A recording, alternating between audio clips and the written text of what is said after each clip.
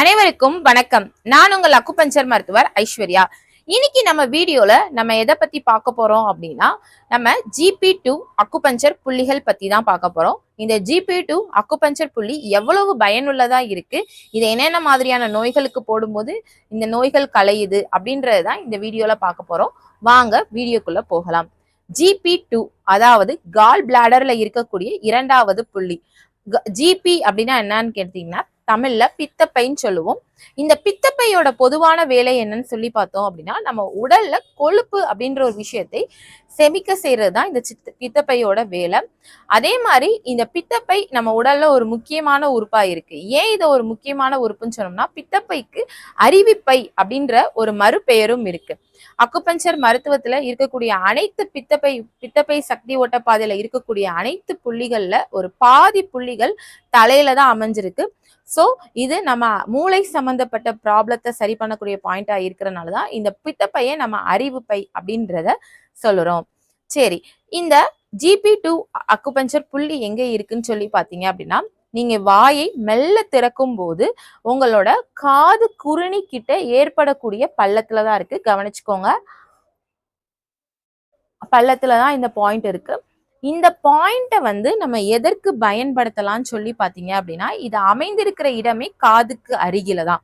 So காதுல ஏதாவது கோளாறுகள் இருக்கு, காது கேட்க மாட்டேது, காதுல இரைச்சல் இருக்கு, காதுல ஒரு மந்தமான வலி இருக்கு அப்படின்னா நீங்க இந்த புள்ளிய கட்டாயம் பயன்படுத்தி பார்க்கலாம்.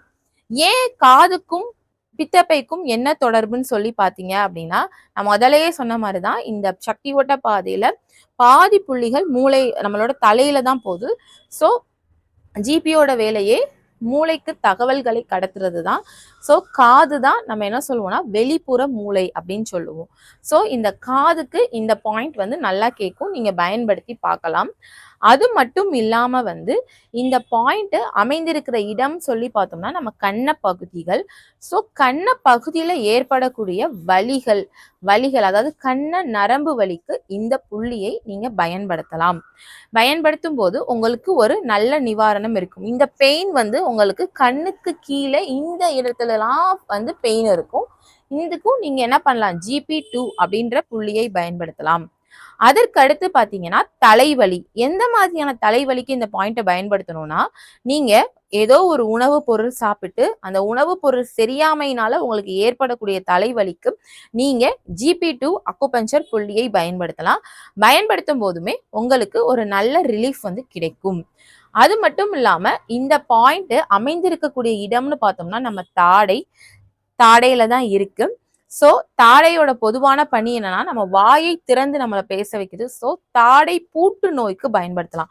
என்னால வாய் திறந்து பேச முடியல, என்னால வாய் திறந்து எந்த ஒரு உணவையும் மென்னு சாப்பிட முடியல, மெல்லும் போது வலி ஏற்படுதுனாலுமே நீங்க இந்த GP2 புள்ளியை பயன்படுத்தலாம். அதே மாதிரி தாடையில ஏற்படக்கூடிய வாதம், எனக்கு 2 பக்கமும் தாடையில வலி ஏற்படுதுனாலுமே நீங்க இந்த அக்குபஞ்சர் புள்ளியை பயன்படுத்தலாம். இந்த GP2 பயன்படுத்துறதுக்கு மூலியமா நம்ம முகங்கள்ல ஏற்படக்கூடிய அனைத்து விதமான பிரச்சனைகளுமே சரியாக்கப்படுது. ஸோ இந்த புள்ளியை பயன்படுத்தி நீங்க பாருங்க, உங்களுக்கு ஏற்படக்கூடிய இந்த பிரச்சனை, நான் சொன்ன பிரச்சனை எல்லாம் இருந்துச்சு அப்படின்னா நீங்க இந்த புள்ளியை பயன்படுத்தலாம். சில பேர் கேட்குறீங்க, இத்தனை பிரச்சனை இருந்தாதான் இந்த புள்ளியை பயன்படுத்தணுமான்னு கேட்குறீங்க. அப்படியெல்லாம் ஒன்றும் இல்லை. நாங்க சொல்ற ஏதாவது ஒரு ப்ராப்ளம் இருந்தா கூட நீங்க இந்த புள்ளியை பயன்படுத்தலாம். அதே மாதிரி நிறைய பேர் உணவு முறைகள் பத்தி ரொம்ப ஆர்வமா கேக்குறீங்க. நம்ம வரப்போற வீடியோஸ்ல நிறைய உணவு முறைகள் பார்க்கலாம். இன்னைக்கு நான் உங்களுக்கு ஒரு சின்ன டிப்ஸ் சொல்றேன். முகம் சம்பந்தப்பட்ட பிரச்சனைக்கு ஒரு ஈஸியான உணவு முறை ஒண்ணு இருக்கு. இதை நீங்க ஃபாலோ பண்ணீங்கனாலே நம்ம முகம் நல்லா பிரைட்டா இருக்கும். நம்ம முகத்துல காது வலி, தாடையில ஏற்படக்கூடிய வலி, கண்ண நரம்பு வலி, தலைவலி, இது அனைத்துலயுமே ஒரு நல்ல ரிலீஃப் இருக்கும். இந்த இதுல ஏதோ ஒரு ப்ராப்ளம் இருக்கிறவங்க கூட இந்த உணவு முறையை ஃபாலோ பண்ணி பாருங்க. அதாவது ஜீரக தண்ணி, அதாவது ஜீரகம் பேர்ல என்ன இருக்கு அப்படின்னா நம்மளோட அகத்தை சுத்தப்படுத்தக்கூடிய ஒரு விஷயம். அதாவது ஒரு பழமொழி சொல்லுவாங்க, அகத்தில் அழகு முகத்தின் தெரியும். அகத்தின் அழகு முகத்தில் தெரியும். அதாவது அகம் அப்படின்றது நம்ம உள் உறுப்புகள். நம்ம உள் உறுப்புகள் நன்றாக இருந்தால் நம்மளோட முகமும் நன்றாக இருக்கும் அப்படின்னு தான் சொல்லி அர்த்தம். அதுல ஏதாவது ஒரு பிரச்சனை ஏற்படும் போது நம்ம முகத்துல ஏதோ ஒரு பாதிப்புகள் ஏற்படும். ஒரு பரு வரதோ இல்ல முகத்துல ஏதாவது வலிகள் ஏற்படுறதோ இந்த பிரச்சனைகள் ஏற்படும். ஸோ இந்த சீர் அகம் நம்மளுக்கு நம்ம உடல்ல உள் இருக்கக்கூடிய உறுப்புகளின் செயல்பாடை சமநிலை அடைய செய்யுது. ஸோ முகத்துல ப்ராப்ளம் இருக்கிறவங்க, முகம் சம்பந்தப்பட்ட வலிகள் இருக்கிறவங்க இந்த சீரகத்தை வந்து தண்ணீர், அதாவது சீரகத்தை தண்ணீர்ல போட்டு கொதிக்க வச்சு அந்த நீரை நீங்க குடிக்கலாம்.